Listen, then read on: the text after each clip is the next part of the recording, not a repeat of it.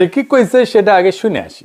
আমি ওই পিনাকিদাকেই আবার বলবো, ওনার উদ্দেশ্যেই বলবো, আমরা কেউই পারফেক্ট না।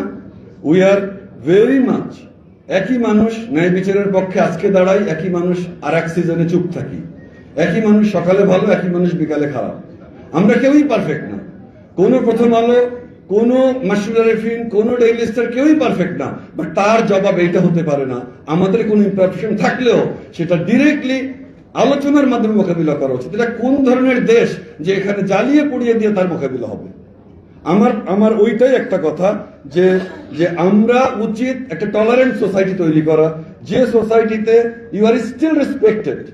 আমি উনাকে বলছি, উনি দাবি করেছেন, উনি করেননি, বাট আমি উনাকেই বলছি, we want a tolerant society যেখানে we are all respected and we are tolerated even when I strongly disagree with you and even when I actually don't like you.